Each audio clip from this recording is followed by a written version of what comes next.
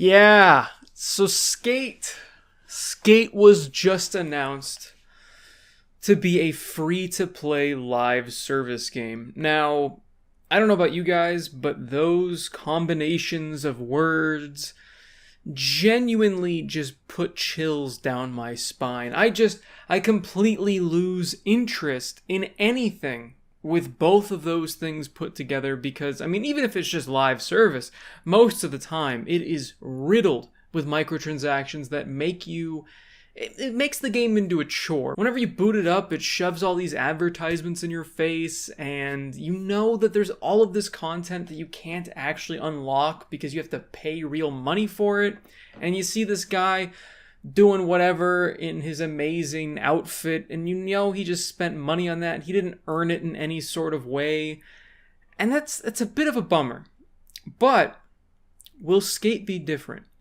You're watching FANTAVISION. Of course, do like the video if you guys like it. Subscribe for more content. So, Skate has promised that there will be no pay to win. And it's sad that we're in some sort of world where you have to even promise that, or that would give you any sort of brownie points, but that's where we're at. It's not going to be Skate Immortal. It's going to be a Skate game, but with microtransactions, unfortunately. And it's going to be called Skate, because that's not confusing at all. I love when they just drop all of the numbers and they go back to the first one and they just call it that again. What I'm really worried about with this game is the fact that, again, it is a free-to-play live service game.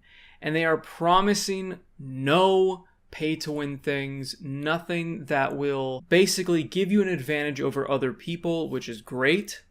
However, they are also saying that they're looking to Apex as their model. Now, Apex isn't the worst monetization I've seen. It's definitely not amazing just because you do have to pay money or unlock, after a really long grind, the new characters, and I'm hoping that Skate isn't going to do something like that. I don't want there to be different gameplay stats and different things like that of characters, or they have certain abilities that other characters don't, which wouldn't make sense in a skateboarding game. But this is EA. It's very hard to not see the most cynical view possible when it comes to their games. Another thing that they mentioned while they were discussing the game is that there are going to be collaborative zones. Now, this has me incredibly excited, the fact that you're going to be able to collaborate with other players in the world, build up parts of the world, and have that in everybody's game. And as an example of something that players might be able to make, they talked about like a human Plinko board where you're just dropping your lifeless husk off of a cliff and you're hitting all the things down, or you're trying to survive it maybe. I don't know. But the fact that you can collaborate with other people and create new bits of the map and different parts of the world where it's completely customized by other people, that is starting to sound a lot more fun. And unless, okay, it sounds like a lot of fun.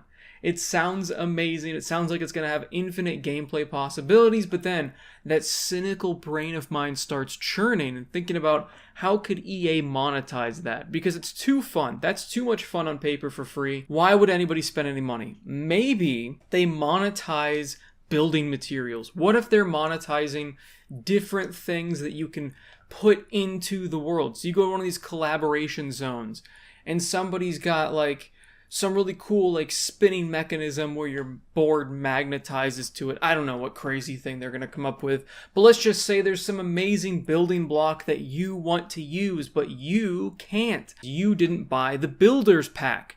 Do you see where I'm coming from here? How they could monetize this very easily?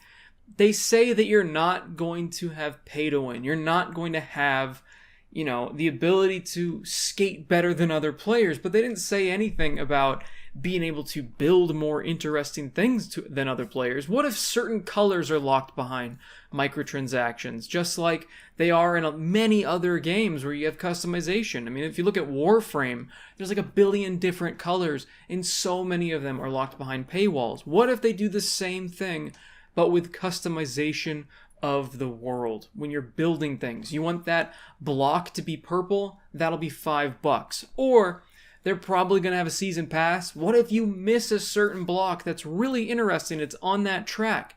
Now, all of these things, of course, are hypotheticals. But when it comes to EA, when it comes to live service games, you can't help but think about all of the ways that they're going to make it impossible for people to not want to spend money. Because that's the thing. They're not designing this game to lose them money. They're designing this game to be fun, for sure. But they're also designing it to make the microtransactions in such a way that you are going to want to buy them. I understand that there's going to be a lot of really cool skins for your rider, that people are going to want season passes to get cool stuff inside there for your rider, different boards, different color wheels, different color trucks. I mean, just the skateboard by itself has so many different parts that you can monetize. You can make the screws on the top different colors, let's say, and that's in the season pass or something like that. There are so many different ways that they can monetize the game already. They don't need to do what I'm talking about, the worst case scenario where they put building blocks behind a paywall. But again, this is EA, and I'm going to think of the worst case scenario. On paper, this is going to be cross-platform. That's amazing. And they're thinking of making a mobile version as well. Again, cross-platform. The more people that can have fun and play this game, the better. I'm always about that. They're going to make it free. That's cool on paper. It's cool on paper. It's always cool on paper. Normally doesn't work out. It's going to have those collaboration zones. That's awesome. That's great. But it does make me worried, again, that they could monetize that. And also, along with the cross-play, they have cross-platform progression, which is something that every single game needs if it is on multiple platforms. I would argue if it's a multiplayer online game and it's on multiple platforms, especially if it's free, it needs to have cross progression. But surprisingly, some games don't. Just a few more things that they did confirm when it did come to microtransactions that are also great on paper. No paid loot boxes. Games just shouldn't have that to begin with, and they probably did that just because they don't want it banned in other countries. They're not locking map areas behind a paywall, but again, it doesn't mean that they're not going to lock building materials behind a paywall. Again, that paid gameplay advantages.